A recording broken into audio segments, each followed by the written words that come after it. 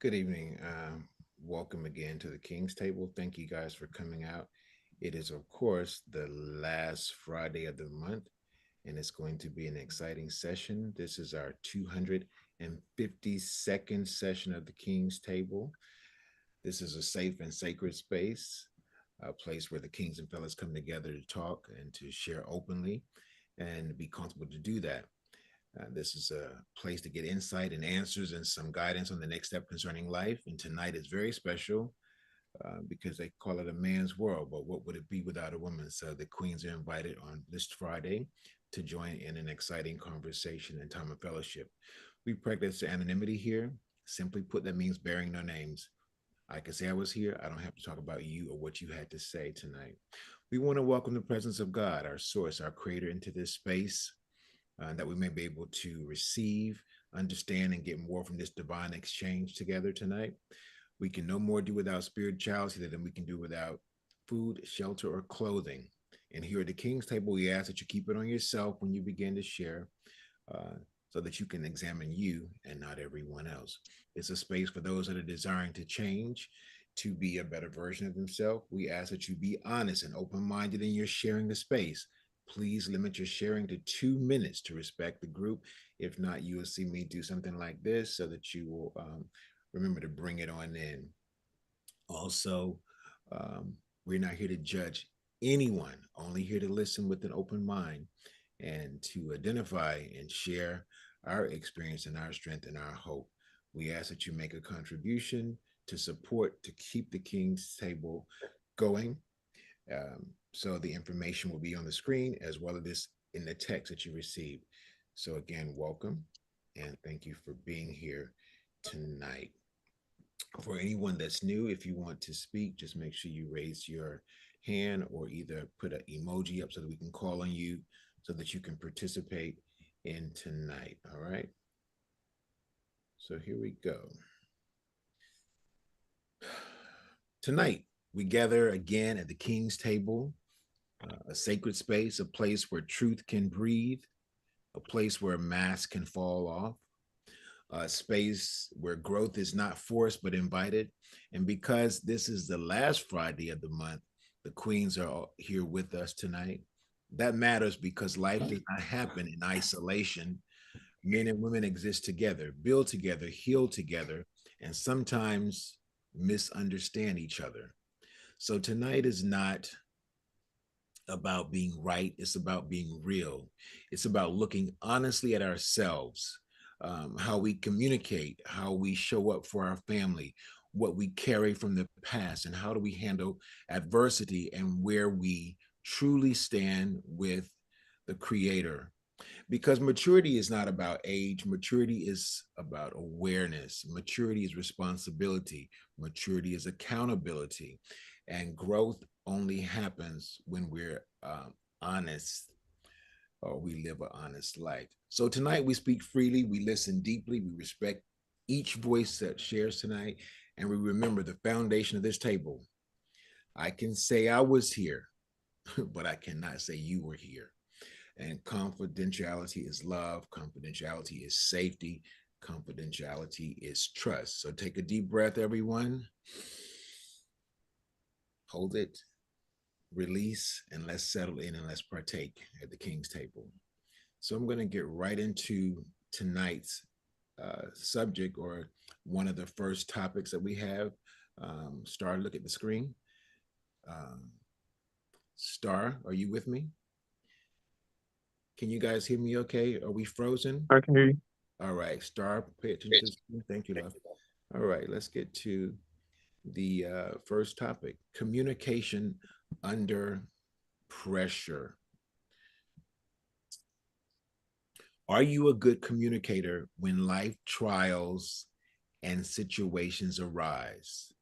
Or do you tend to go silent and not address the matter at hand? Again, the topic right now is, are you a good communicator? Are you a good communicator when life trials and situations arise? Or do you tend to go silent and not address the issue or the matter at hand? Anyone want to take a stab at this right off? Anybody ready to talk on this matter? St. Lawrence, did you just shake your head? You was like, I'm not ready for that one. Yeah, I just got here. Right. Anyone else want to? Sorry, Master Rob, I had technical difficulties over Oh, you here. were I fine. was frozen too. I couldn't speak to you. It's all good. We got it. I was able to take care of it. Thank you. All right. One more time. Are you a good communicator when life trials and situations arise, or do you go silent and not address the matter at hand? Anyone want to speak on that? Hi, Master Rob. This is Tony. Hello, everyone. Tony, welcome. Hello, Tony. Thank you. I'm not feeling the greatest, but I'm not going to claim anything, right? I'm running from Run on something. now. Okay. Right. I am definitely a great communicator because I'm an effective listener. And I'm a compassionate communicator and clear with what I need to communicate, especially when it comes to life trials and real situations. I try my best to respond without judgment, be practical and not preachy, and offer grounded guidance and not really cliche affirmations or words. And I respect the beliefs and experiences of those who are around me and who I'm speaking with. So I'm going to say yes for me. Awesome. Thank you for sharing. You're welcome. Anybody else want to comment on the topic? I was going to say something. It's Lisa. Hi, Lisa. Hi, how are you? So, I'm going to keep it a buck with you. Put on your seatbelt, guys. Oh, are we ready? So sometimes, all right, sometimes to keep it real, I'll sit up here and I think I can handle it and I'll speak. Oh no, I'm like, okay, fine. I'm over here eating. No. It's okay. We'll keep it real on the King's table. Come on, Lisa. Okay, so listen. So at times I'll handle it well. I'll be in a kumbaya energy. I'm understanding. I'm uplifting. And there's other times where I just fall apart. And if you say one more word, I'm gonna deck you because I'm under stress. I can't take it. My world is crashing in. I have this problem. I have that problem. Like I just, and it's like it's days. And I was literally telling Gracia this morning. How are you, sir? I was like, it is one day at a time. Some days is this, and some days is this. That's just life. Life be life. To say that we're one way all the time or stagnant, no. Not me. Okay, awesome. That's right. Thank you for keeping it honest and real. We appreciate that. Anyone else? Are you a good communicator when life trials and situations arise, or do you tend to go silent and not address the matter at hand? I'll speak briefly on the subject matter. Okay. I tend to communicate effectively simply because I don't really have any choice. Between the type of work that I do and the careers I have chosen, because my work is not my career. So please do not let this vest in the shield think that I am that. Rob, you know full well that I'm involved in the music industry. Not communicating well can mean the difference between not being paid and not being paid for me. And in my official capacity in my job, I am forced to effectively communicate because that can mean the difference quite literally between life and death, because I'm a counterterrorism agent working for the New York City Transit Authority. So in the moments when communication is beginning to fail, I don't clam up or go silent, because that's really not an option in the life that I lead. So between having some wonderful therapy to learn the effective tools to communicate, and the years on the planet just being around people, especially in some of the high stress situations that I face, I tend to speak and not jump to any sort of judgment, but I also try to listen in as much as I speak. When you first introduced the topic, I was like, wow, that's a lot for just logging on. So I decided to listen, which is what I did first, and then spoke. Thank you for sharing. Appreciate it. So, are you a good communicator when life trials and situations arise, or do you tend to go silent and not address? So, I'll jump in if no one else is ready. When this happens, let me see. Am I a good communicator? I feel that I'm very good. What you just said was important, I think, too. I have to pause before I don't want to react. I want to think so that I can come across, and I want to be understood. So I'm going to do my best to bring it where the person can receive what I'm saying. So there are times, I think, like we heard Lisa say, you're never the same. It's not always the same how we'll communicate, because there are times that I may be silent. Not that I don't want to address it, because I'm eager to address stuff real quick. Some of my family will let you know, because they're like, oh boy, here we go, because I want to like deal with it so we can move on. I think if you deal with the situation, and once it's on the table or it has been released, then there's nothing that, there's nothing inside eating away at you, and there's no untold stories that are happening. Because a lot of times, I was talking to a guy today, and he's telling me all these stories about this person that he wants to talk to, but he hasn't talked to them. So he's having this whole conversation in his head. And so the same thing here, if I don't communicate, then I'm going to end up having these conversations. I wonder what Robin's thinking about me, or what she said. And she's probably over there at the gym paying me no mind. But in my mind, I'm ready to either go to war or think she hates me or this. And it's like, stop. Now we need to have a conversation. So I like to have, my family will tell you, I like to have family forum where we can all get out and just like, let's be real in front of each other. Not everybody wants to do that. They're like, let's do it a little bit later. Like, let's get to it now. So my thing is for me, I like to be a good communicator so that then we can move forward.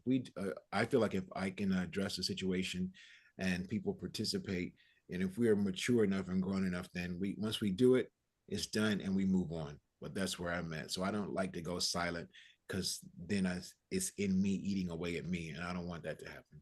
That's my take on that. All right. I see a I hand. have something to say, Rod. All right, come on. It depends on what the situation is and who it is. I could be at work, and I always had younger guys that were my supervisor that was white, but they didn't know my job. And then they try to tell me how to do my job. When I tell them no, they get offended. And the reason why they get offended, because I know my job. I know when to tell you no. I had a manager wrote me up because I wouldn't plant grass August 20th. You don't plant no grass in the damn August or July. The seeds won't survive the heat. So I let him wrote me up. And then I wrote a rebuttal and I wrote him up. And what happened was I called the district, which is his supervisors. They came down, made him pull the write-up out of my folder. And he asked me will I pull mine out of his, and I told him no. Because he did everything to block me since I've been there. Just didn't like me. I got that. But the point is, certain times I couldn't talk to him because I wanted to punch him in his mouth. You know? But I know when my ego comes up, he's in God out.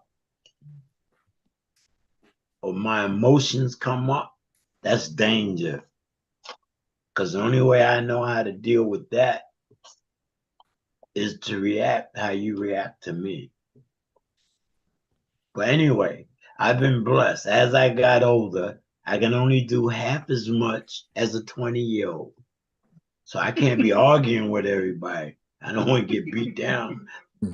Thank you for letting me share. Thanks for sharing. So, anyone else want to comment on the topic? Are you a good communicator when life trials and situations arise, or do you tend to go silent and not address the matter at hand? Yeah, I'm a good communicator, but I'm going to go silent on this. This guy. All right, that's good. So we will transition to the next one, next topic, responsibility to the next generation.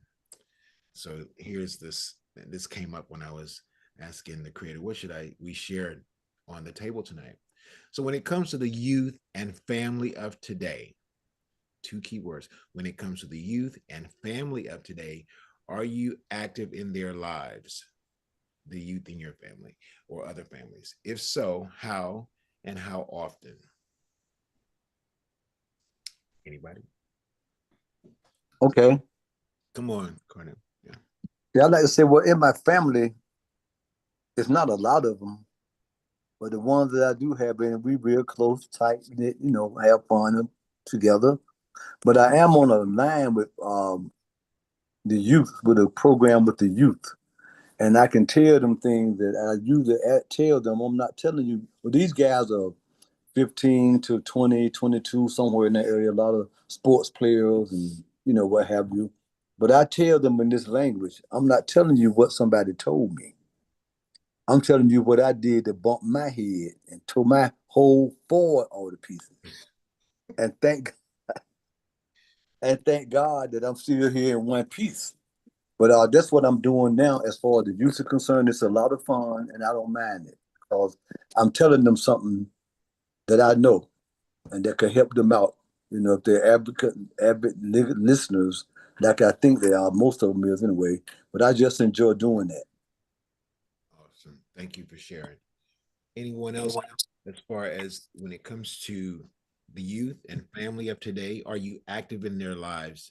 And I'll just say, I think that it is essential to be if you are able to.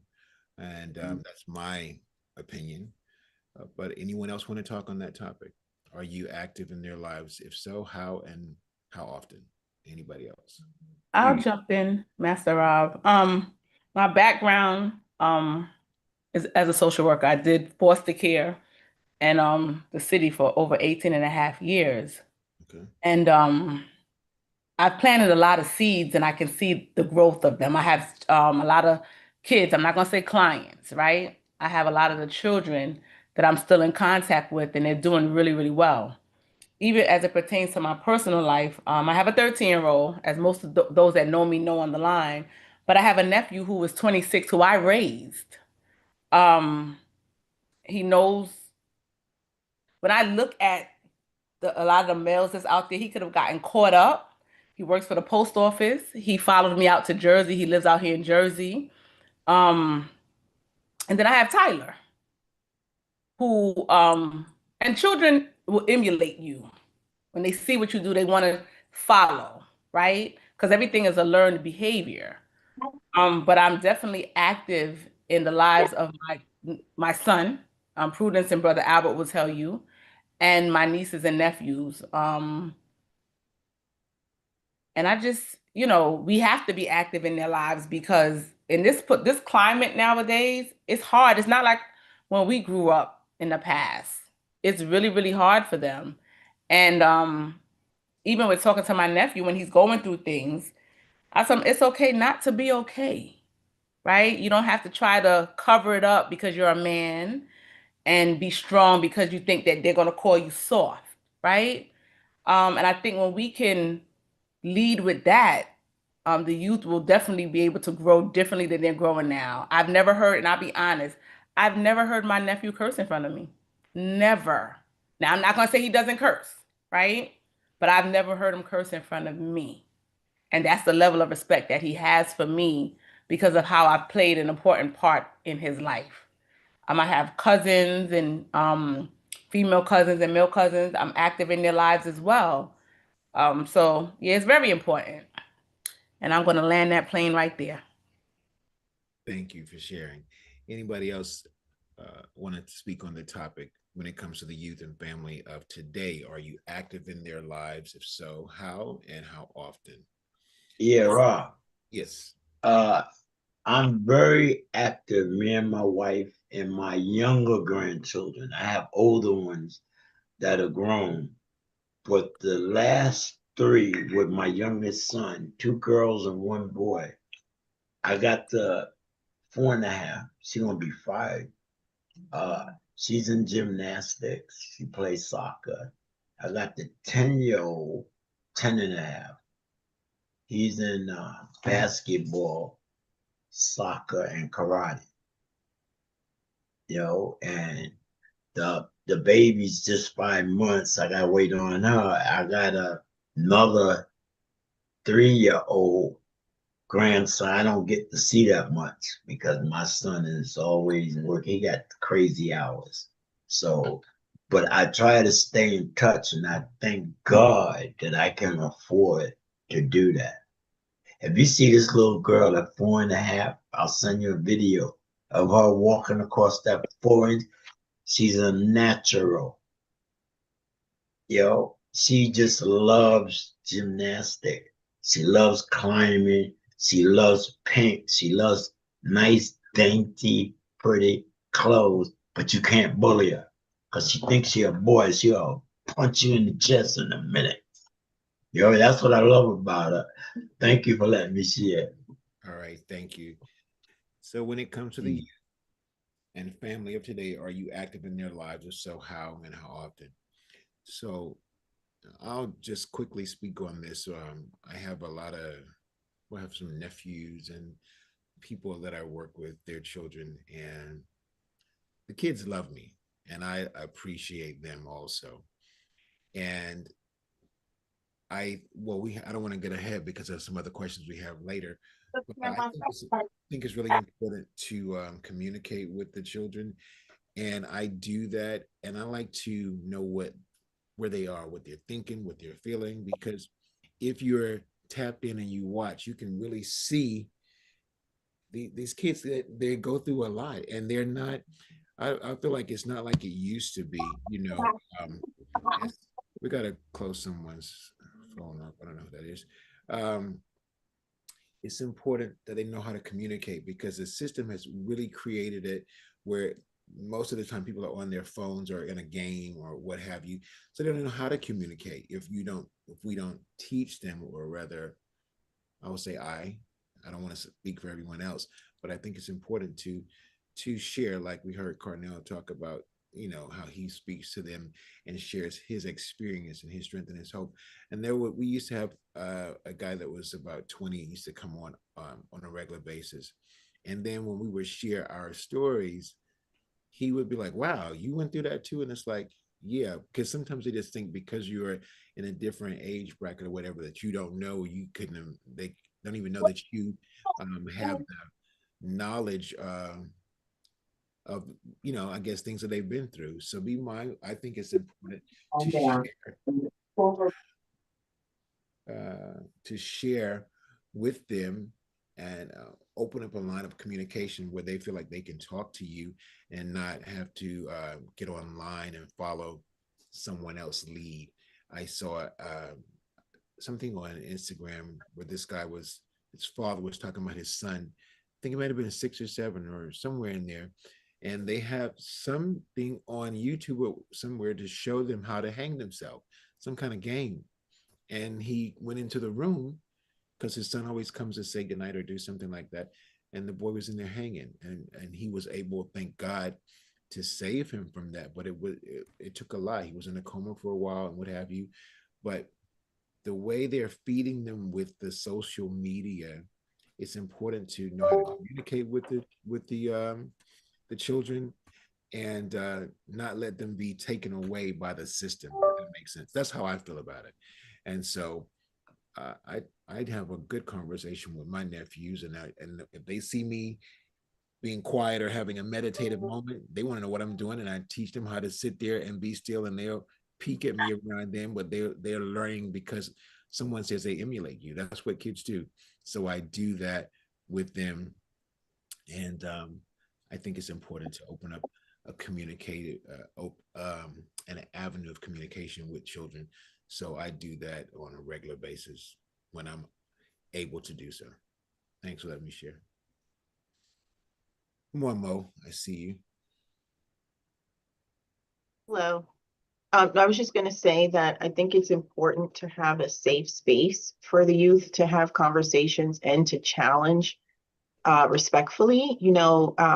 When you start hearing the phrase, two things can be the same, two things can, I can love you and I can also disagree with you. When your child tells you that, then they're paying attention, because that is true.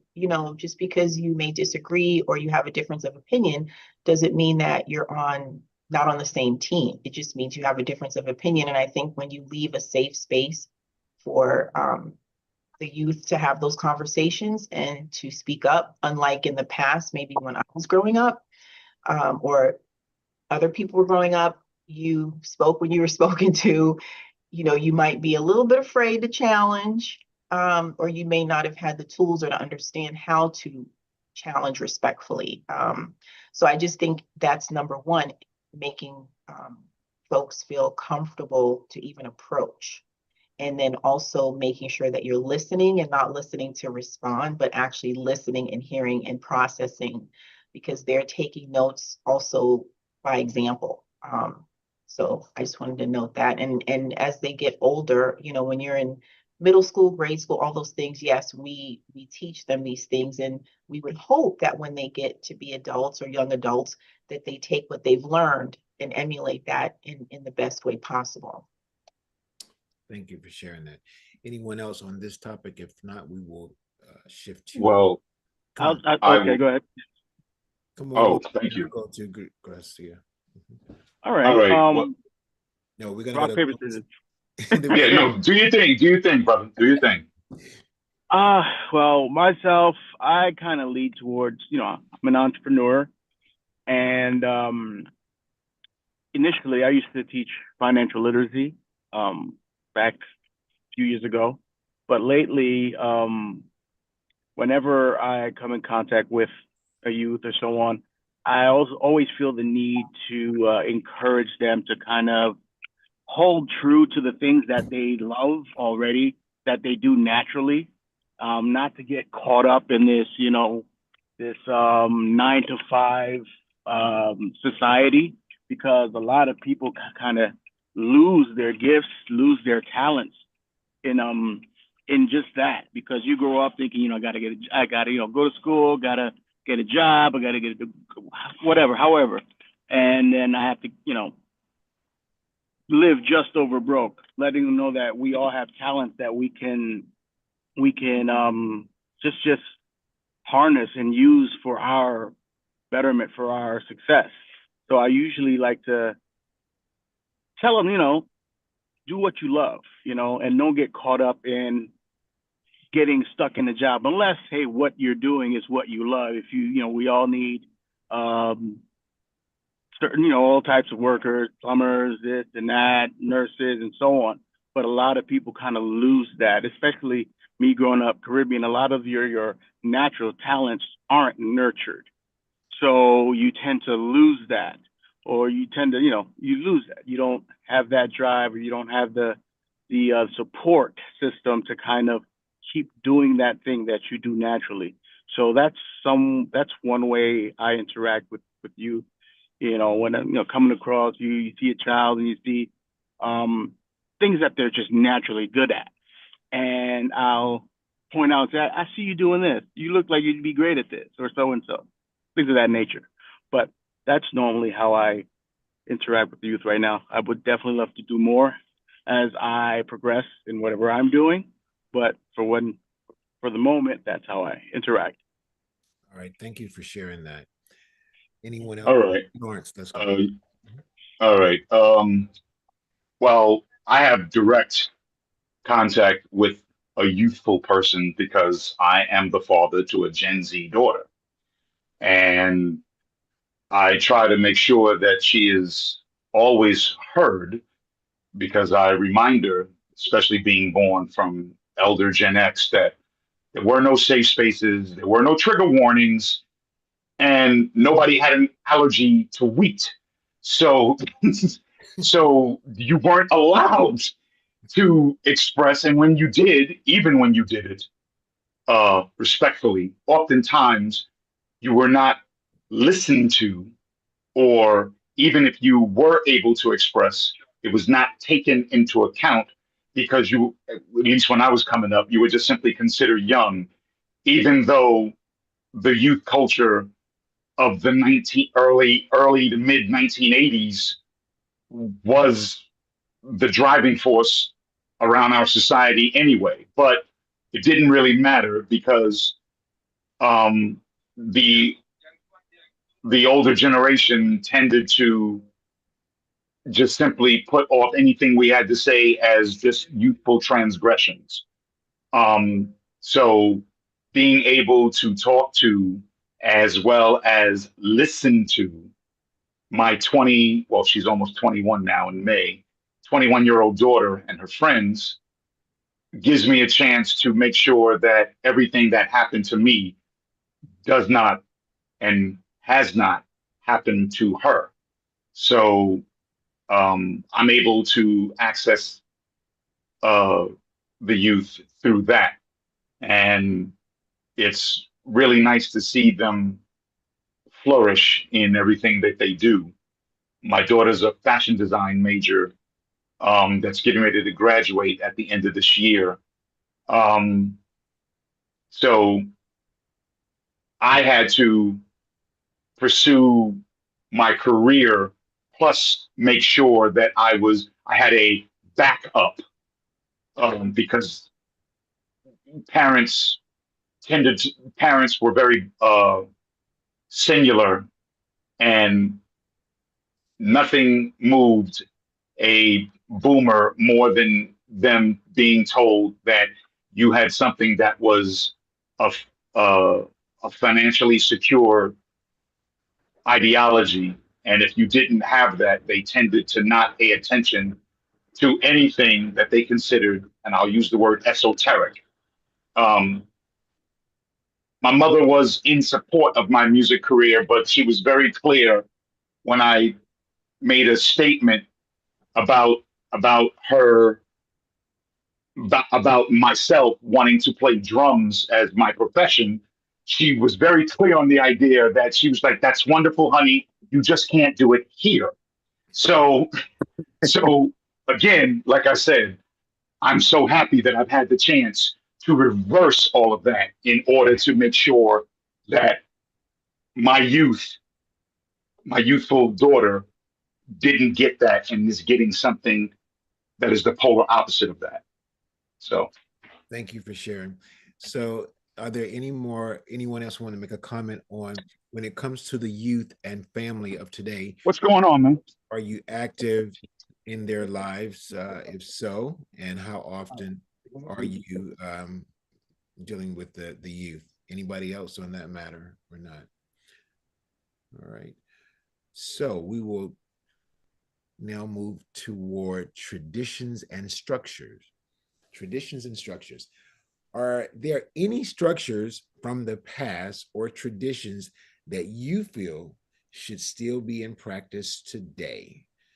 I think that was inspired by that last question that God gave me. So this one came up: traditions and structures. Are there any structures from the past or traditions that you feel should be still be in practice today?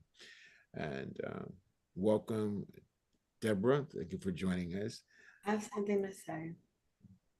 Who is that? I didn't see. Lisa. Come on, Lisa. Come on. So the tradition from the past and standard should be is men should be men and women should be women.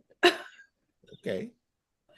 Okay, because now this mixing and the mixing of gender roles, the acceptance of, oh, well, I felt like a woman or I felt like a man. I just miss the old days where men were men and women were women. And it's not like assuming a role, but just everyone knew, like, the way that men knew how to approach women, like the way that men, like that women understood that they're speaking to a man. And then not only that, when did we start what I don't want to be a man? When did we start, like, because we tapping into our masculine energy or our feminine energy and decided that we were going to switch our roles. Thank you. Thanks for sharing. Again, it is so important to express where you are, because everyone can identify. Not everyone's going to be bold enough to tell where they really are, how they feel. So we're talking about, are there any structures from the past or traditions that you feel should be in practice today? Because we are in a new system and people are sensitive over everything. Anybody else want to jump in before I start talking? I'll jump in here, Master Rob. How are you? Welcome. Good to see you. Thanks for joining. Good to see you as well. I'm just still under the weather. I've been kind of resting all day. So I'm in education. And so, I'm a school principal, and just seeing the lack of regard for adults and the respect for adults and the respect for education. And I think in the Black community, even when you think of how things were, even, and I this is just me, I believe a lot of times we can blame everything on what we've come through, the struggle that we've come through as a people, which we have to recognize. However, at what point are we regenerated in our minds to understand that there is liberty and that with God, anything is possible? So it's just very, very disheartening when I see these days that a lot of our families do not regard educators don't have a high regard for educators, for education, and even for adults. And so young people, I see sometimes the language they use, the demeanor, the disposition, and there's not that level of respect that I think our families had years and years ago. Thank you for sharing this. I was watching some movies the other day, and I'm like, the stuff they show in the movies where these kids talking back to their parents, I'm like, that's a homicide. That's a homicide waiting to happen, because that wouldn't have happened when, I would say, we were coming up. You had respect. So I think that's very important, to have respect. And again, from the last question we were talking about, but also to be able to hear them and listen to them so you see where they're coming from and vice versa. Because at some point, there has to be a conversation so the youth can hear what the elders have to say, as well as changing it the other way, where the elder needs to hear what they're saying. But the respect is very important that should be established. So I work to do that. You can call me old school, because I just do that look. If I see a kid out of line, I could be in the grocery store, anywhere. I was in Costco's, and this kid just threw some stuff on the floor, and I gave him that look, and his mother was doing whatever. And once I gave him that look, he ran to get that paper off of the floor. And so his mother looks and she catches him running, and she's trying to say, come back, come back. And I was like, no, he's good. Because I was giving him, without saying a word, but he knew, because he saw the authority, he saw that. And that's still there. But a lot of people, I don't think, are using that or implement that. And I'm not saying it to do it to scare or mess them up, but it's also, again, what goes back to the honor and respect and knowing positions, and teaching them those things so that when they do grow up, they won't be crazy as hell. Pretty much, because that's what's happening. And they're learning. And you see the cartoons now, like, what kind of cartoon is that? We never did the things that we see these kids do, because they are putting all these messages seemingly behind the scene, but right out front. And so, like we heard Lisa mention, so now little kids want to put on a dress and want to be a girl. Now they want to be everything, because that's what children do. So we have to know how to lead And then there's a time when you decide if you want to make other decisions. But what did they used to say? But as long as you're under my roof, we're gonna do it this way. Come on, I see a hand of Al or Robin. Someone wants to speak. Hi, good evening, everyone. I was just thinking when you're talking about traditions and structure, I was thinking about parenting or guardians. This seems like in today's society, the kids they're just given everything. It's like the lack to really earn, whatever things, that they would like to have. So I like that during that time. You had to earn, like you did chores, you got an allowance for the chores that for the chores that you did. You weren't just given a phone or given a PlayStation or whatever it is. And it seems like we've lost that. So many of our youth, where children are being raised just to expect, whatever they want, whenever they want it, like you were saying about the child in the store, and some parents, guardians are not really, the phone is the babysitter, the phone is the center of the child's life. And the days when, you had to be in, the TV was shut off when you're eating, your meals. It's like nowadays you see so many children, the phone is in their hand at the table while they're eating dinner or while they're doing any activity. It's like glued to their hand. So I would really like to go back to the times where we did not have the technology at the level that we have, because it's really affecting, our youth. And, also with, I think that with just them using that as a place where they could go and talk, thinking they're talking to someone that they can trust, as opposed to, coming to parents or guardians or somebody else in the family that they may be able to talk to. So I was just thinking about that. So just thanks for letting me share that. Anybody else on this subject matter? Are there any structures from the past or traditions that you feel should still be practiced today? Well, there are a whole lot I could say, but we will transition to the next topic, which is racism and personal preparedness.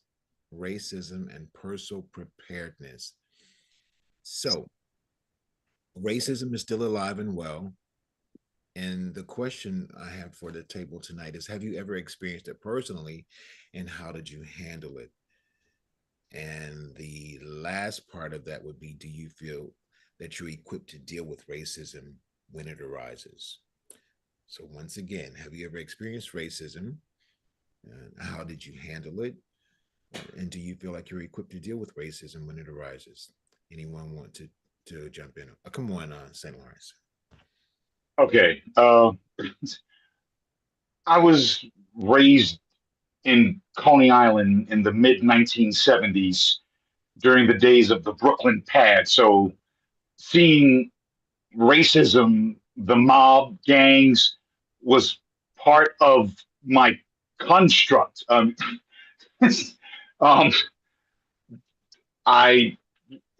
went to junior high school in Bensonhurst, and then I went to high school between Brighton Beach and Sheepshead Bay. So yeah, I saw a lot of it.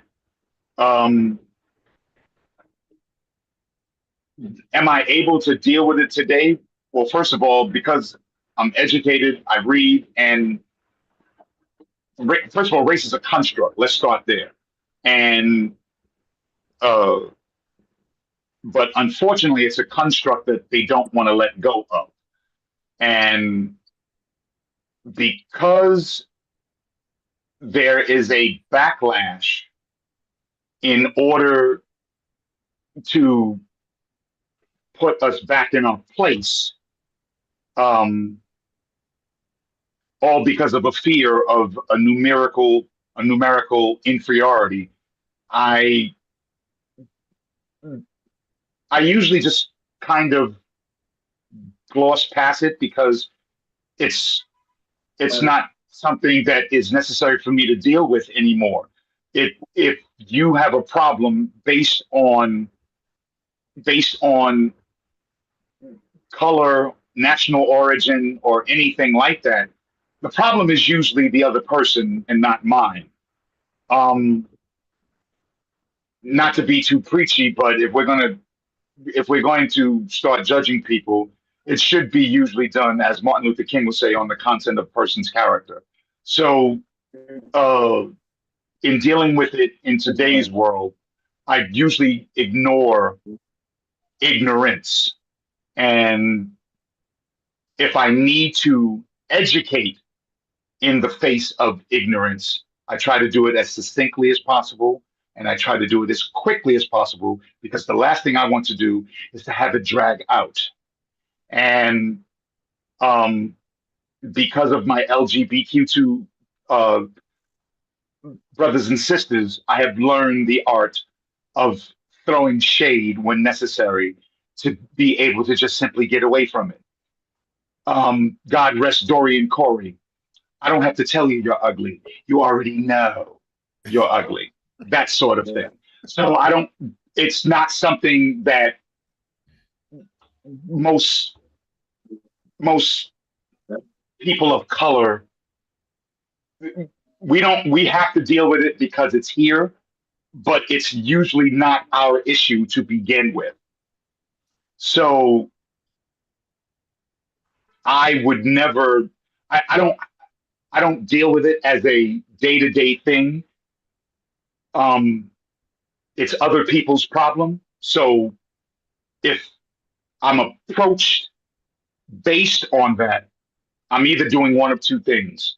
I'm either educating you or dismissing you. Okay. Thank you. Thanks for sharing on that. Anyone else, when it comes to racism and personal preparedness, racism is still alive. Have you ever experienced it personally? And how did you handle it? Carnella, you come on. Yeah. Yes. Well, right here in the town that I was born and raised in, it has always been racism. But growing up, it was a street that separated us from them. And we loved it so much. It separated us from them all of our lives, unless we're going downtown or somewhere where we had to deal with people. Now, my mother raised 3 white kids with me and my 2 sisters. I didn't see color from the time I was a young boy all the way up, because they were people just like everybody else. And matter of fact, we still keep in touch to this day.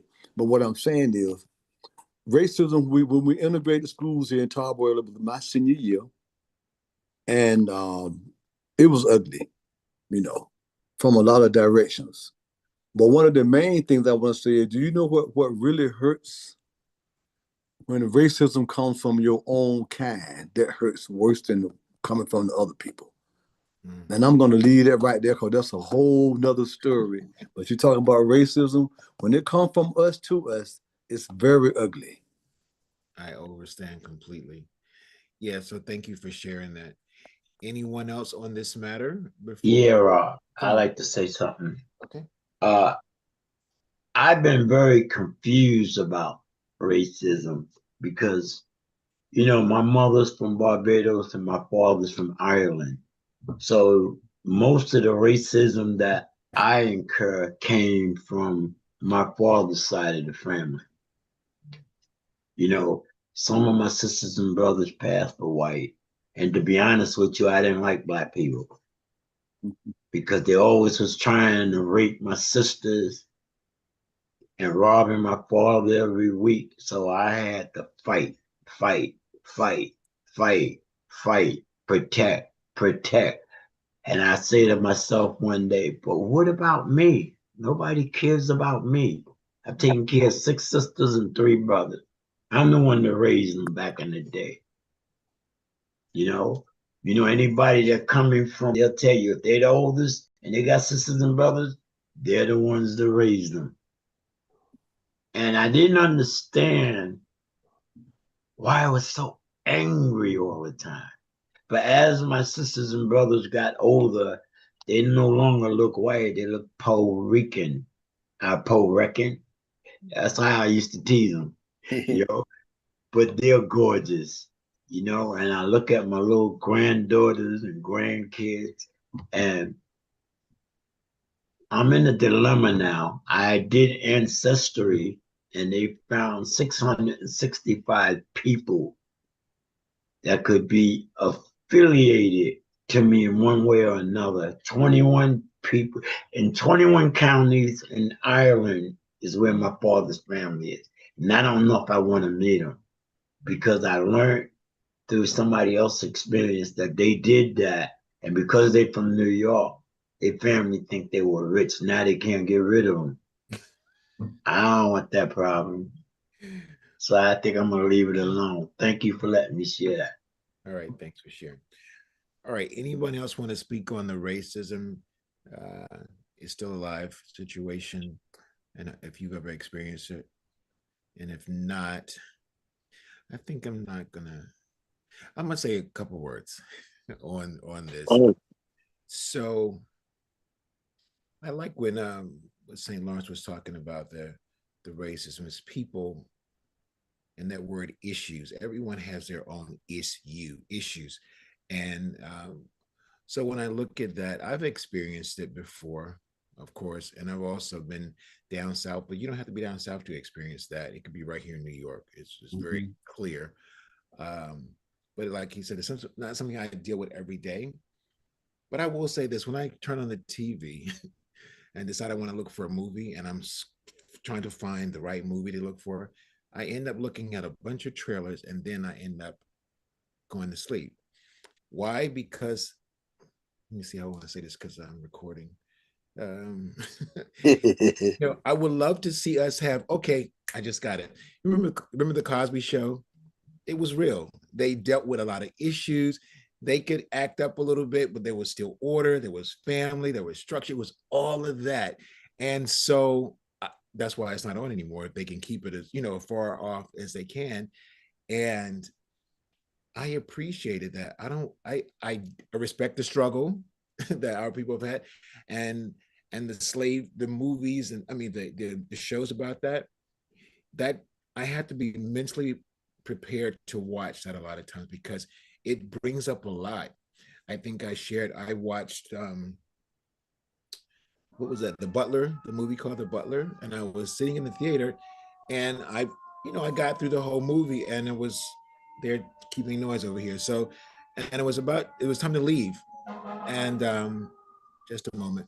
So right when I got ready to get up, I just started bawling or travailing. I couldn't stop, and I was like, "What is this?" So thank God for a real woman. The young lady that was with me, she didn't go like, "Oh my God, what's wrong with you?" She just gently put her hand on my leg and was like, "It's okay." And then I sobbed even more. It was like, God, I just sobbed for like what we go through as a people. We have been through so much. And so when I'm scrolling for the movie, it's like I want to find something that's going to be, I love action, but I want something that represents us well. So a friend of mine was on, I'm not sure, but we are already working on that. We have a show, we have all the episodes, we're ready. So I'm not going to keep talking about it. I'm just going to be about it. Somebody has to make it happen. So I'm going to put that out there where, you know, if you want something to happen, don't wait for somebody to do it for you. We have the wherewithal. We heard Deborah Sherman say that, you know, we have the divine, we have God. And so with that, all things are possible. That's my thought.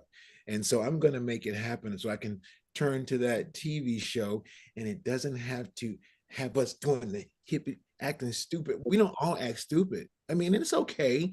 I know we like to dance and we like music, but we don't all have to do what they call it, the huckabuck. And it's like, I want to see like all these beautiful people here. That's me. So thanks for letting me share in that. Anyone else? If not, I'm going to bring up the next topic. I would like to share, Master Rob. So many things that were said. You know, racism entails not just, you know, I guess bringing the thoughts together that were already issued, not just between different races, but within our own race. And I think that also comes down to, you know, we say, you know, we use that term, you know, you drank the Kool-Aid. And many of us, there is a level of self-hatred. And then some of that self-hatred can also be layered into the colorism like you know what my brother mentioned as well. And so we also we have, if you guys you know seen School Days back in the day, you know, you have the light skinned girls with the pretty hair, and then you have the dark skinned girls with not so pretty hair, you know. And so we drank the Kool-Aid of the house ninja and the field ninja, Yeah. and we believe this That's a good within one. ourselves. And so that's why there's this self-hatred. And then also you look at the rebellion, you know, where many I've seen us as Black people, whether it's male or female, we have to have a certain bravado. We have to come off a certain way because this is just how this is who we are, you know. And so just understanding who God truly made us is what will bring deliverance, because guess what? Racism will never be fully eliminated. And I can't say that, you know, I've experienced like obvious or, you know, racism, like where someone said something to me or called me a derogatory term. But as a spiritual person, you can just sense things around you sometimes. And I deal with a lot of different races on my job, even my staff. A lot of them don't look like me. And, you know, there are some things I may sense, but it's just because of that spiritual side. So, but the bottom line is, I have to know who Deborah is. That part. In Christ, I have a consciousness where I know who Deborah is. So when I sense those things, that's, you know, it's like that's irrelevant, because the liberty I have in Christ makes all things possible for me. Even when I sense those things, I have to continue to move forward. And like you said, Master Rob, we have to be about it, not just talk about it, you know. And so even with us in our culture, the family structure has changed. That's a whole, I won't even go down that route, because and I don't want to be offensive to anyone, but I need to tell the truth. I will, there'll be enrollment for students. It'll be you know, I'll see a mother, she'll have 5 children and they all have different last names. You know, and so, but yet, even when I look at some of the research I've done, I've looked at East Indian families, and people will say, oh, they're so smart and they have so much achievement. You know, we talk about students reading and math being on grade level.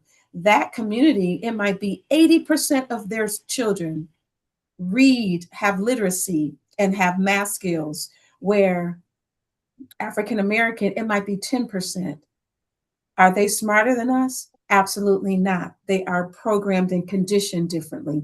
And it starts from the home. A 2-parent home where no, you don't get to be on the phone. You must worship the ground that your teacher walks on. They are programmed to think that when they walk into a classroom. Some Asian countries, children stand up when the teacher or the sage walks into the room, because this is the key to your success. In other cultures, it's not so. You know, I've had African American parents. My context is I have Hispanic, and it's very, very multiracial in the school. But I've never been cussed out by a Hispanic family or a white family. So you do the math. Said enough. Thanks for sharing.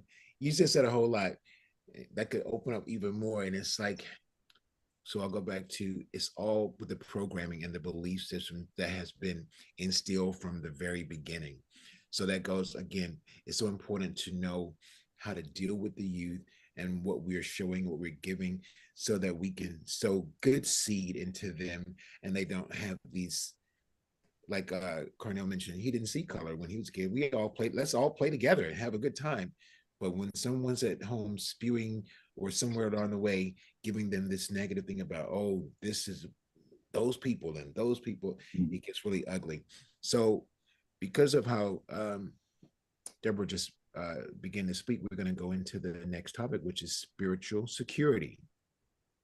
When it comes to security in life, Do you have a solid relationship with God, aka the creator, your source? Is the next question. Do you have a solid relationship with the creator? Anyone wants to speak on this? Let's go.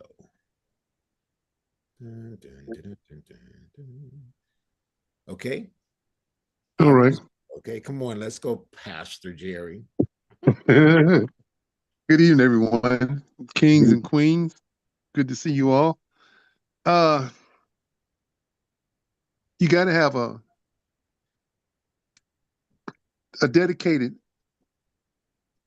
I don't want to say being of yourself from the time you open your eyes in the morning, you know, pray a little bit and just get out and thank him, you know, for what could have been.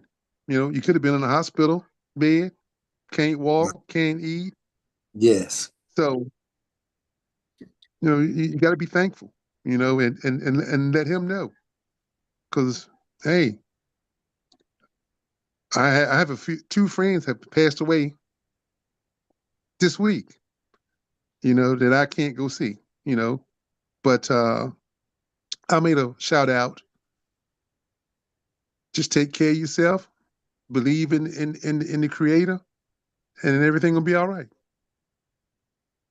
Thank you for that, Jerry. For anybody else want to discuss, do you have a relationship with God, with the creator? Spiritual security. Does anyone else have that? I'll speak up on that. In earlier years, I would say I would have thought I did. But as you go through the trials and tribulations of life and, you know, things really start hitting you, you kind of see where you stand. And that caused a lot of like correction, like self-correction. Like, what is my relationship really? You know, a lot of people, and this kind of hit me in one of my last church services. One of the pastors said some people only know Jehovah Jireh as, you know, Jehovah Jireh, the provider, you know, so that means you look at God as a sugar daddy. So you only go to him when you need something, as opposed to seeing him as everything else. Jehovah Rapha, Jehovah Sabaoth, all the different Jehovahs, all the different characters, all the different qualities of God. So it just took a lot of intentionality and self-examining to see that my relationship was not what I thought it was. And it was just through just consistency and just through a lot of self-examination, definitely reading the word, and allowing the word to kind of cut through you and allow you to really look at yourself and say, you know what, it's not where I want it to be. It's not what I want, and I want that. So there is a level of intentionality in that, as in any relationship. That you have to be intentional. You have to make the effort, take the steps to doing that, because it is work. So my relationship with God has definitely gotten stronger. And it's only getting stronger. So yeah, that's where I am. Thank you for sharing. Spiritual security. Does anyone else want to share if you have a solid relationship with the creator, with God? Anyone else want to speak on it? Well, you know how I am. I won't drag. I'll jump right in and fill the silence. We'll play the Jeopardy song for 2 seconds. Yes. I know some of you guys got a relationship. You not want to talk, it's okay. Well, I'll just say, look at me. Look upon me and live. This is God. Now I got to focus because then I get emotional. Right here, I have had many experiences in life. You say some ups and some downs and some serious try-some moments. But I know what I know, what I know. So I have a solid relationship with divinity, with God, with the creator. And nothing and nobody could shake that, because I know what I know, because I lived it. And I wrote a piece I was teaching, and it was about but God.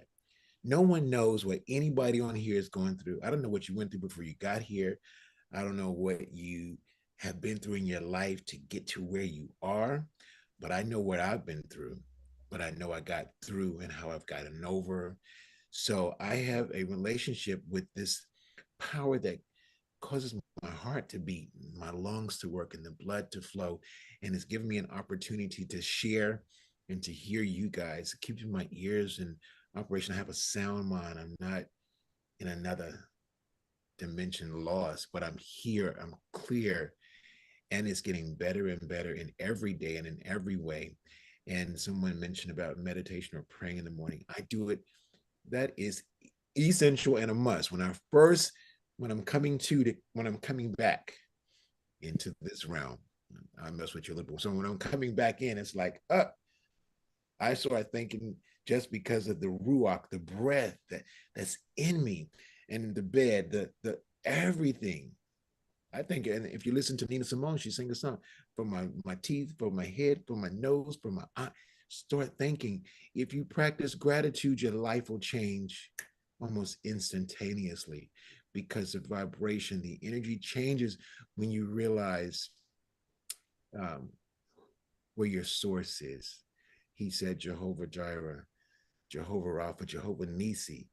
The divine intelligence is alive in me, and I'm ever grateful. And I won't go too far, because I could just go on, but I am a living testimony, a living epistle for what I've walked through. And some of you know my story, right, Robin? And for me to be here, right now, and I will say this and I'll leave it alone. Like some people drop this, I'm gonna drop this. So in 2020, was it 24? God gave me the opportunity to learn how to walk all over again. And I'll say it at that. And so to walk again, to learn from step one at this point in the game, was everything. And I'm ever grateful for the experience, because it has taken me to higher heights. So on that, I'll just pause so someone else can speak as we're moving closer to 8 o'clock. Anyone else? I wanted to add something, because you said when you're coming to, it's like automatic gratitude and so on. Funny thing about me is, normal when I find myself, I love music, and when I'm coming to, I literally wake up singing. I don't know why. I have like a song in my heart, and I'm just singing some gospel, some praise thing before my eyes are even open. It is the craziest thing, and that's the song. And it's always a different type of song. I can't explain it, but yeah, I just want to say that. It's all good. Welcome to singing. That's great. Anybody else before we wrap it up? Anyone else want to share on spiritual security when it comes to that? I was going to say, after listening to the different people, I too have a music soundtrack always running through my head. And usually when I wake, depending on what is happening during my day, it's usually one of two, possibly three different things that are running through. And I know that it's not necessarily me that's propagating it. So, some days it's Depeche Mode's walking in my shoes. And sometimes it's Kenny Bobian's The Reason Why We Sing, or your song, Rob. It can vary. And you know which one I'm talking about. You see the light. But sometimes it's just classical music, because I'm feeling more gracious or grateful that particular day. That can only come from something outside of myself. So I use that as my spiritual guide And I keep that because I know from what soundtrack is playing when I wake up that either I'm going to have to help improve or just simply be grateful that that particular soundtrack is playing. So that's the way I usually look at uh, my spiritual oneness with my higher power. So for me, that's the only, I think that's the only way I'm able to identify it. So I think that's where that comes from for me. Awesome. Thank you for sharing that.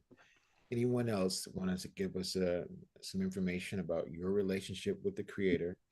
And the mics are open. I'll say something.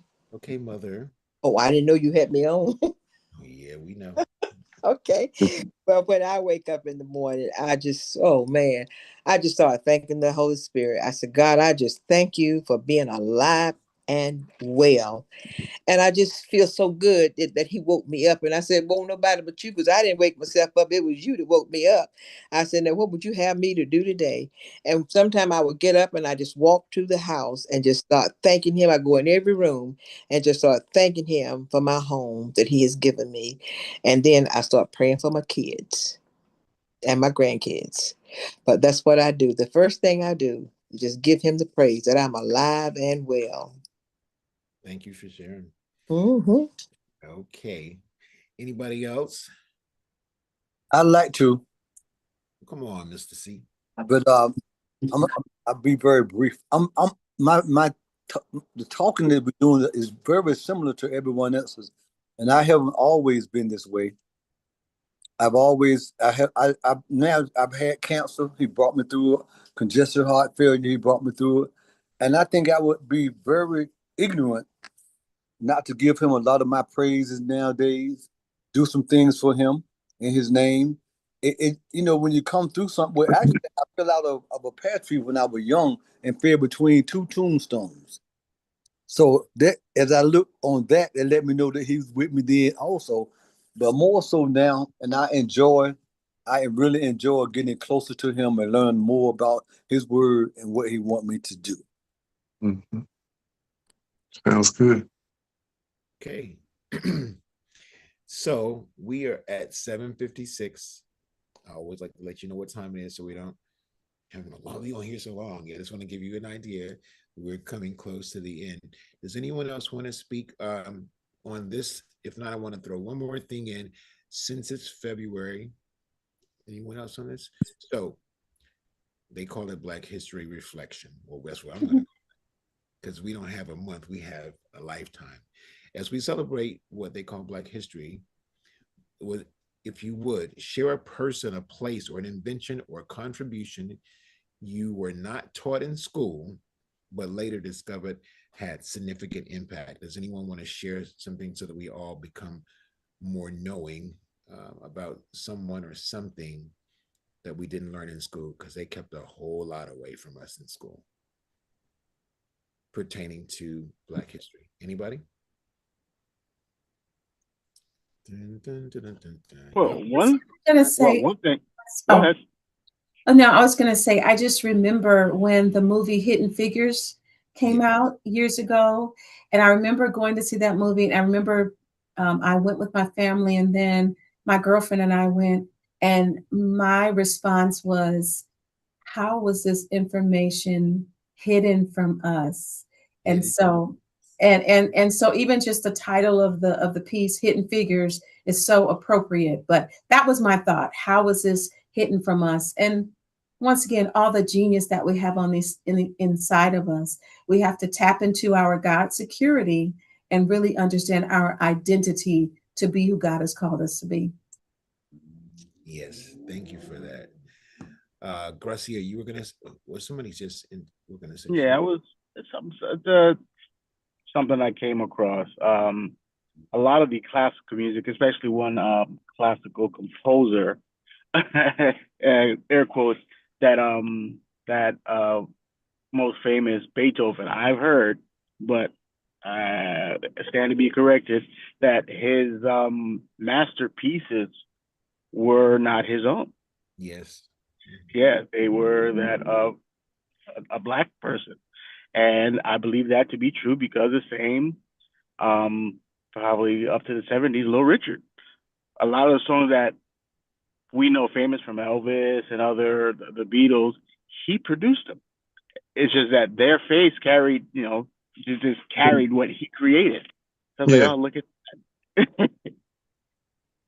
Yeah, and he let you know when he would talk that they used to be, he used to feed the Beatles, he used to do this and do that, and took them all on tour. And again, the system at large was out to, or can still be, to keep us pushed down. And we come from empires, we come from greatness, we come from the Almighty. And when we really begin to see these things, it's amazing. You're like, I never knew this. Like I told you guys about Stagecoach Mary. I think, Yes. and she was a black woman who had a male. She was carrying mail back in the day when they weren't allowed to do anything, and she would stand up against the men like she knew who she was. That's how Harriet was able to do that. She says, "But I could have freed some more of your cousins and all of them if they didn't know, if they knew who they were, but they chose to be in prison, and so they weren't set free." There are many names I have, but I was looking for you wonderful people to share something. I know you've been on Instagram or TikTok or Facebook. You don't have anything to share? One person that you heard of in the last couple of days? Okay, well, it's fine by me. I'm The gonna see. Peanut Man. Who? The Peanut Man. Who's the Peanut Man? Was he a black I, man I too? thought that would wake everybody up. The Peanut Man. Joel Washington Carver. And I have a question because we have this principal, so she may know too. So there's a lot of information that we don't know when it comes to, when they talk about voodoo, when they talk about the KKK and the things that they wore. A lot of those things that we see, or even in the symbolism, a lot of it came from Africa and was turned later to be negative and to be demonic, because before there was a book, our people were already praying and having conversations with the Creator and giving thanks to the sun and the light and all the moon and the stars. But they turned everything that we did as a people to being negative and, oh, that's evil and it's black magic and it's this and that. But whatever you believe, you will be living. And it is so important to know the history or where we come from, so we have an understanding, because our people perish for lack of knowledge. And when you don't know, what you don't know can hurt you because you're not knowing. So it's important to become aware and to learn about the things from the past as we continue to expand into what one would call the future, or what we come into now. So learn about the people, because even your wonderful president said, we created everything, and he named all the people, and he kind of put himself right in there. We created everything. Just pay attention. I mean, I'll send out some more information so you get some more names to add to your repertoire about our people, because when he was mentioning peanut, I was thinking, the black man created the potato chips. They created everything. If it wasn't for them, we wouldn't be on the internet right now. The hidden figures with the great minds to do this. And it's you also Wouldn't have open heart surgery. hello, and that movie. I just posted it the other day. Help me out, Star. What did I post on the page about? Most Def. Yeah, Most Def. What's the name of that movie? I think you all should watch that movie. The Lord. Come on, What somebody. the Lord created. What the yeah, Say it again. yeah, what the Lord, what was it called? With Something Most close Def? to it. Come on, Like, y'all. You're supposed to know that. I think somebody said what the Lord made, or the hand, something like that. I know it's. What the Lord has created. I'm gonna tell y'all right now. Hold on. We ain't going anywhere till I find it. I'm gonna tell you right now. Really? Oh, okay. Here we rumors. Okay, something the Lord made. That's it. Right. Something the Lord made. If you get a chance, look that up. Something the Lord made. It's an amazing movie, and Mos Def played the part. And and he would look. He didn't use his eyes. He just had the sensitivity to touch and make it right. So it's a powerful movie, and that came what you just mentioned, St. Lawrence, about open heart surgery, and he was doing it like, okay, let me just feel this, and but that's Well, we also got a traffic light because of Black people. We I could we would be here for a really long time. The steam engine, in fact, before we had automotive, we only had locomotive. White people would literally, while buying from other whites, would literally say, "Is that the real McCoy?" Because the man who did it and patented it first was Robert McCoy. But again, like I said, we would be here for at least another 40 minutes doing that. So thank you. So listen, we're at 8 o'clock. I want to now bring it in. Before we do our closing statement, I have a question. Is there anyone that has something that's pressing that they're weighted down, they feel like they need to share before they leave so they don't hurt themselves or hurt anyone? Does anyone need to take the mic and speak now? And if not, we will move forward. Does anyone need this moment to share? Nope, I'm good. Okay, so now before we go, I'll just do a quick recap, and then we're going to have our closing statement, meaning you can just say good night, or you could give a quote or say what you got from this session, and we look forward to hearing that. So tonight, we started out in the beginning talking about communication under pressure. So when life trials and tribulations come up, are you one that speak on the topic, or do you just kind of go silent and harbor that? So there were some great conversations about dealing with it once it rises right away, and others using wisdom on when to address it or not to. Responsibility for the next generation. We all had a conversation pretty much the same about it is important to share with them and create a safe space so that they can feel like they can talk to you and not be talked down to, but an open communication where you can listen and learn and vice versa, be able to share with them so that they too can have some values and things implanted in them. We then move forward with traditions and structure. There's some things from the old school that do need to be implemented today, and there are some things that should be thrown away. But it's always about, again, I will say, asking God, what should we use in this situation? What should we bring forth? And so there are some things that are of old that should be here today. And we talked about honor and respect, and some of those things need to be implemented. And so hold up the light and save the world from darkness if you choose to do so. Then we went into racism and personal preparedness. Racism will always be, but again, we have the wherewithal to shine the light and also use wisdom when dealing with different situations in life and people and their issues. And we move forward with spiritual security. It was good to hear that people are aware that, as what did the guy say? There's a power greater than you and greater than me that exists. It's greater than us all. And it's good when you realize who you are and can return to I am, the creator of all, and have a solid working relationship. So if you choose to, be silent and listen and learn and move forward. Here we gave a few people, Black history is the story.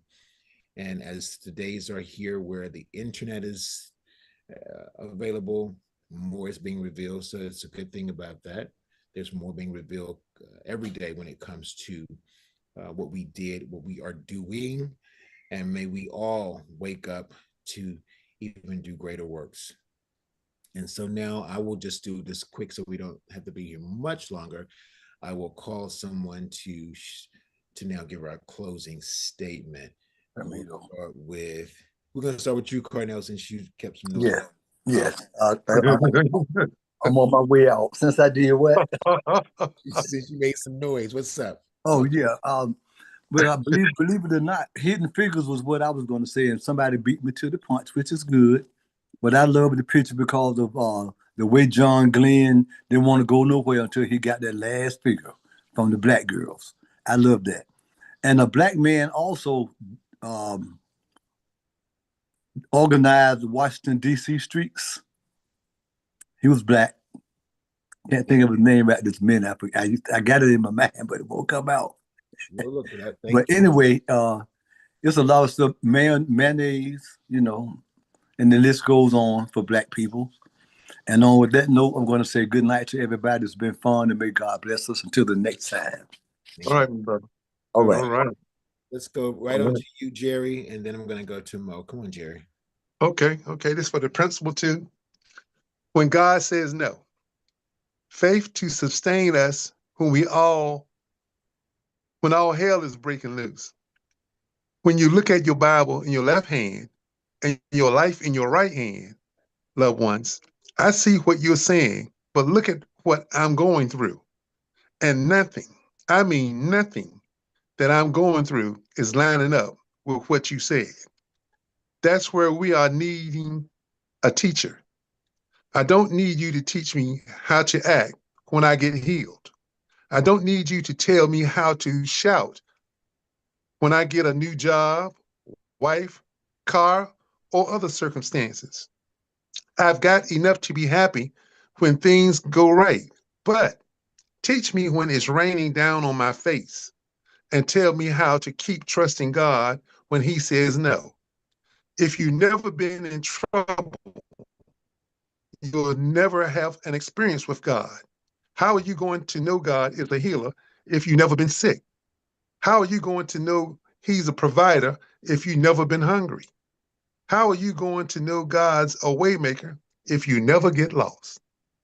God bless you all, kings and queens. And if you got an extra shovel, help out Master Rob. I'm good over here. No, thank you. So let's go to Mother. Are you going to say something?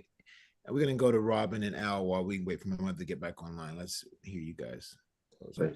Good evening. Always grateful to be here amongst the kings and the queens. Some things by Black inventors: air conditioning unit, the blood plasma bag, the traffic light, the pencil sharpener, the mailbox, the ironing board, the elevator, the fire extinguisher, the stethoscope, and the light bulb. So that's my Keep going. That's all I have on here. Listen, Mrs. Zaro. Yeah, what's up, Reb? I got a lot.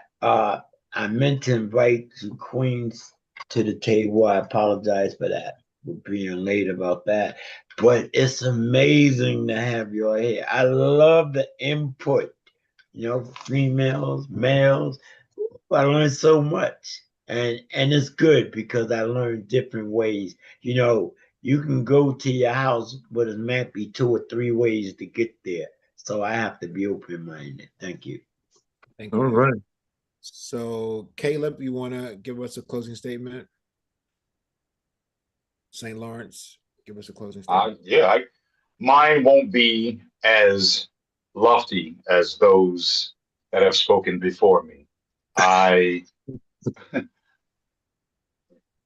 There was a quote that was said once by a very great man who's no longer with us, and it was Prince, and what he said to the audience that he was speaking to is that they call us a minority, but if you look at yourselves, there's nothing minor about us. And for those that still feel that way, there is a poem that I have used actually with my daughter that I would definitely share with you group. The poem is about self-pity, and it is written by D.H. Lawrence, actually. And the poem goes something like this. I never saw a wild thing feel sorry for itself. A bird will fall dead, frozen from a bough, without ever having felt sorry for itself. Translation: if a small, lowly bird can die with dignity, then you, as a being, have no right to pity oneself. Thank you for Sounds sharing. good. Sounds good. Let's go to Gracia.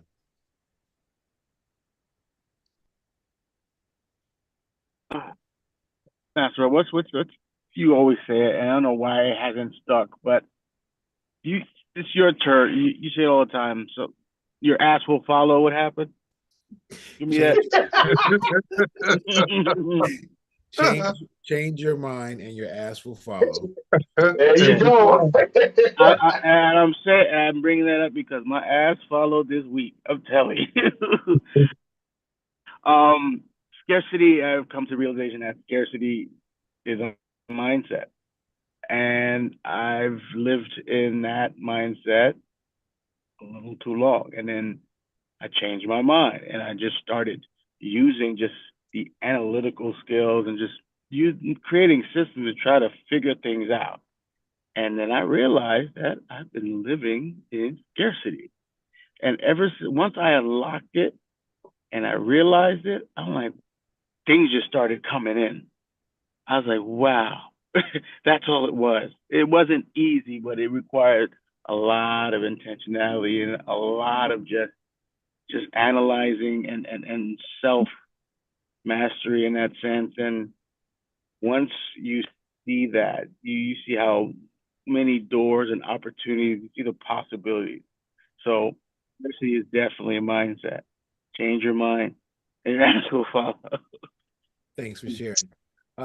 Lisa Laborde, do you mind giving a closing statement? Thank you for joining us tonight. So let's go to Trisha. Do you mind saying something? Thank you for joining us tonight also, the closing statement. And if not, we're going to move to Demetrius and Lewis. Are you guys available to give us a closing statement? I just want to say hi, and it was nice listening to your podcast. Thank you, Beloved, for joining. Thank you for coming on. How about you, Demetrius? Are you still there? Okay, 5, 4, 3, 2. We're going to go on over to Deborah. Could you give us a closing statement for tonight, please? Yes, Galatians 5:1. Stand fast, therefore, in the liberty wherewith Christ hath made us free, and be not entangled again with the yoke of bondage. Come on, Mo. Let's follow up and give a closing statement. I am going to follow in Robin's footsteps and talk about one person for Black History Month. So the home security system, the first patent was filed, a fellow New Yorker, Marie Van Britten Brown, and her husband created the first home security system with a camera, two-way communication, remote door unlocking, and monitor viewing. And so they set the foundation for what we know as like those home security systems like the Ring and some other things. But the money fell through. And so, of course, sometimes that's a lot of what's happened in the past. And to people, to Black people, we didn't have the funding. But so, yeah, so I'm just happy that you were able to speak a little bit on Black history and not lose sight of this month. Because I got one more day left just in February now to do a deep dive, but that doesn't mean it has to be just one day left in February. We have to take ownership of what we look up and what we invest in terms of just ideas and seeing what the legacy has been set before us, and carry that torch forward when we have ideas, and just champion that forward.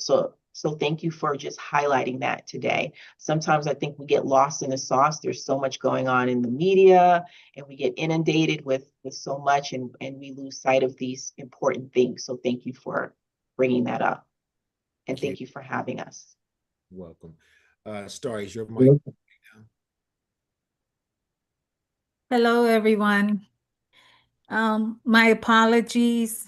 I had technical difficulties, so I couldn't speak, but Master Rob unmuted me, so he helped a lot.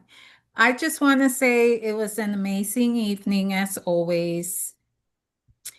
One that it feeds my soul every time I'm on here listening to everyone, listening to Master Rob's lessons. And it's something that makes me put things in perspective and reflect and also go within and, correct things or just do things differently. But once again, listening to everyone, I wish I could have spoke and said more, but I wasn't able to. Lucky he thought about this. And I just want to say it was amazing. And I just enjoyed listening to you guys. It was really in depth. It was profound. And I enjoy this all the time. It's something that feeds my soul. Thank Awesome. you. So You're welcome. I think I waited to the last person. She know who she is because she always told me to wait, and and she is making a face. So we're gonna go to Lady Dawn and let her close out with her closing statement, and then I will read mine. Good evening, everybody. Thank you, Lord. I'm a little disappointed because I'm late. I thought about 50 excuses to tell you why I'm late. I never left my house. I thought it was at 7. So I'm not gonna lie. I'm disappointed because I wanted to hear the discussion about communication, and I'm one of these people that tend to get silent. And I just a little sad that I didn't get to hear that, but I'm always grateful to be on to listen to everybody else and learn from you. Awesome. Thank you. I'll make sure You're you welcome. get the first part of the Take care of yourself. audio. I'll make sure you can hear the first part. Don't be disappointed. It's all good. All love. So did I get everyone that wanted to give a closing statement? Okay, cool. So I'll do my plug here. Thank you all so much for joining tonight. I really appreciate you and thank you for sharing. Tomorrow I have a lecture at 11 o'clock. It's going to be amazing. And the theme is called Take Me Home. Phil Collins, man. Take Me Home. It's going to be off the chart. It's a master class about occupying the state and returning to the sacred center. The only way you know what it's about, you can check us out tomorrow. And with that, as we prepare to leave the table, remember this: nothing shared here was wasted, nothing, and nothing spoken in truth ever disappears. What you felt tonight is not meant to stay in this room or at this table. It is meant to walk with you, guide you, inform you, and your choices. Carry the courage it took to speak, the humility it took to listen, and the love it took to remain present at the table. When life presses you, remember this table. When doubt rises, remember your voice. And when the world feels heavy, remember you're not alone. You are not. You're not alone. May what began here continue to unfold in your homes, your relationships, your decisions, and your becoming. Go gently, go boldly, go knowing you are seen, you are heard, and you are forever connected. And we'll say Ashe. And my closing statement: change your mind and your ass will follow. Thank each of you for showing up. Have an amazing evening. And if you find it that you would like to contribute, look on the bottom of the text and send whatever you were moved by. And we give thanks for this night. And for those that would like to join tomorrow, I'll be sending out information, a link tonight. Peace. See you, Deborah. See you, Mr. and Mrs. Zaro. All right. Have a good one, guys. All right. Good night, everyone. Good night. Good night, young lady. Good night. Thanks for unmuting Starlight, because it's never a party without Starlight. I thought she could do it, so I didn't do it. All right. Good night, mother. Good night, everyone. Right. Good night. Good night. Good night. All right. Good night, big bro. Big Rob, Yes, we sir. should probably have a conversation. Call me when you got time. I'm available. All right. Okay, cool.